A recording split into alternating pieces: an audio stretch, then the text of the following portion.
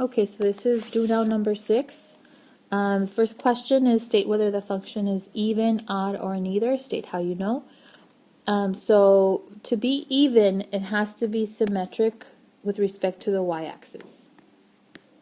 And this one is not. I have the point 1, 1 right here, and I don't have the point negative 1, 1 right here. So that's not good. Odd would be symmetric with respect to the origin. And what that means is if I have the point 1, 1, I would have to have the point negative 1, negative 1 on the graph also. And it's not there. There's nothing there. So it's not odd. So the reason, the answer is neither, because it's not symmetric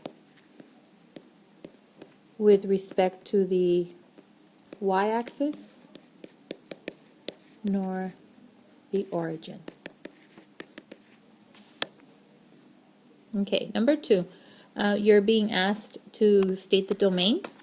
So remember, inside of square root, you cannot have negatives. So we set 2 minus 4x greater than equal to 0. It could be 0, just not negative. So subtract 2 from both sides, so you get negative 4x greater than equal to negative 2, because I subtracted 2 from both sides. And then I divide by negative 4. So then that, when you divide an inequality by a negative, remember the direction changes, so you have less than now. It's no longer greater than, it's less than 1/2. So that's the domain as an inequality. Write it in interval notation. You could write negative infinity to 1/2, bracket on the 1/2, parenthesis on the infinity. Letter B. So you're going to do x squared minus 4 is greater than or equal to 0. You can factor both sides. The left side. So this becomes x plus 2 times x minus 2 greater than or equal to 0. And you find the zeros for each factor. So for the first factor, it's negative 2. That would give you a 0 there. For the second factor, the 0 would be positive 2. That would give you a 0 there. Then you can draw a number line, placing the 2 zeros on the number line. So you've created 3 different intervals on the number line. Okay, you have this interval right here, greater than 2. Then the second interval right here between negative 2 and 2. And then this interval over here, less than negative 2. So you're looking for the intervals that are positive, because greater than or equal to 0 are positive. So the negative 2 is a 0, and the positive 2 is a 0. Okay? If you pick a number bigger than 2, let's say 3, x equals 3, and you substitute it here, you get a positive number, right? 5 times 1 is positive 5. So you get positive over here. If you pick a number, let's say in the middle section, between negative 2 and 2, let's say 0. So I'll make those 3's into zeros. 2 and negative 2, that gives me a negative 4. That's a negative value. Now we pick a number in the first interval over here on the left side. So let's say negative 3.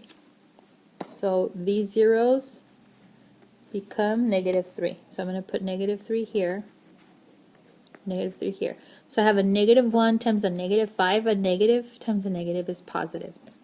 So the areas that are positive are this area and this area. So the domain for B would be x, let me write it as an interval notation. It would be from negative infinity to negative 2. It could be 0, so I'm including the 2. Union 2 and infinity. Okay, letter C. Letter C is similar to letter B in the setup. I've got 4 minus x squared greater than or equal to 0. I can factor. Let me mix up a little bit. So I end up with 2 minus x and 2 plus x greater than or equal to 0. And so the 0 for this one is 2, the 0 for this factor is negative 2. So the same two numbers, I'm going to draw a number line. And these are my zeros. So I've broken up the number line into 3 sections, okay? We have this interval right here, we have this one here, and then we have this third one over here. So I'm going to pick values for x and then see what I get, if I get a positive or a negative. So let's use the same ones we used above in letter B. Let's say 3. If I use 3 here, 2 minus 3 is negative 1, and 2 plus 3 is 5. So negative 1 times 5 is negative 5. So that's going to give me a negative value. Next I'll pick 0. So let's say 0 here and 0 here. 2 minus 0 is 2. 2 plus 0 is positive 2. So positive 2 times positive 2 is positive 4. So that's a positive answer. Next I will pick negative 3. So let me see. Don't erase everything. Okay, negative 3 and negative 3. So 2 minus the negative 3 is 5. 2 minus 3 is negative 1. So 5 times negative 1 is negative 5. That's a negative result. Now I'm looking for all values that give me positive, right? Greater than or equal to 0. So that would be from here to here. All of this is positive. So my answer would be, my domain would be from negative 2 to positive 2. Okay, and for letter D, because this is a plus right here, no matter what I put in for x, it's never going to give me a negative 4, because I would need a negative 4 to get a 0. So because of that, my domain is all real. So there are no restrictions on the x. So for number 3, oops, it says BB, but for number 3, f of x is negative 2x to the 5th plus 3x squared. It's asking whether it's even, odd, or neither, and state how you know. Well, the powers, the exponents, have different parity. In other words, one is odd and the other one's even. So that alone will tell you, okay, it's neither, because I don't get the original back when I replace with negative x, and I don't get the opposite. But let's show with work. This is what you would write. This is how you would show that it's neither. So you simplify. This is negative to the 5th is a negative x to the 5th, but then you have a negative in front of the 2, so that becomes positive. Then a negative squared is positive. So notice this one. It's not the same as the original, and it's not the opposite. So you would say f of negative x does not equal f of x, and f of negative x, negative x, does not equal the opposite of f of x. For letter B, it's a rational function, so we take the numerator and denominator separately. So the numerator, x cubed minus x, is odd because both exponents are odd, so it's odd in the numerator. The denominator is also odd, x to the 5th, so it's going to be odd in the denominator. But combined, when you have odd over odd, it actually gives you an even. So the function is even. Alright, so a piecewise function, you're going to graph it and give its domain and range. So I already drew the dotted line on x equals 2. Why? Because that's what my domain tells me, that I'm going to have a change of function at x equals 2. Now, I'm not going to color it here because it's on this kind of screen, but I could label, so this side greater than 2. Let's see how this is greater than 2. This is going to be my negative x plus 3 side.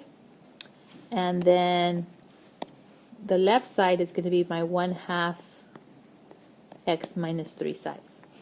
Okay? So for the first piece right here, I have an open dot because it says x is less than 2, not equal to. you put the x here, so the 2 value, this 2 right here, so 1/2 times 2 is 1, 1 minus 3 is negative 2. The second line says that x is greater than or equal to, so that it's going to be a closed dot. And then replace the x with a 2, so right here. So negative 2 plus 3, that's 1. Okay, so let's go ahead and draw. 2, negative 2 is going to be open. Make it clearly open. The slope of that line is 1/2, but since I cannot do up 1, right 2, because I'm going in the wrong direction, I can go down 1, left 2, so I'll end up right here. Down 1, left 2. Down 1, left 2, right here, connect. Okay, on the right side, I'm going to plot the point 2, 1.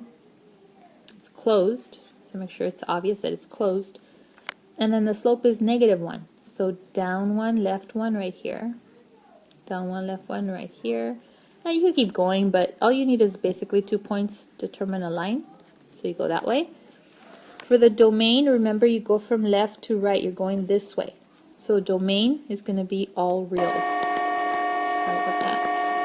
And then the range, before the next class comes, you go from the bottom to the top. So from the bottom to the top, first you see infinity, negative infinity, and then you go up until here, right? Because you have that point right there, is 1. And it's a closed dot, so you put a bracket, and then there's your parentheses.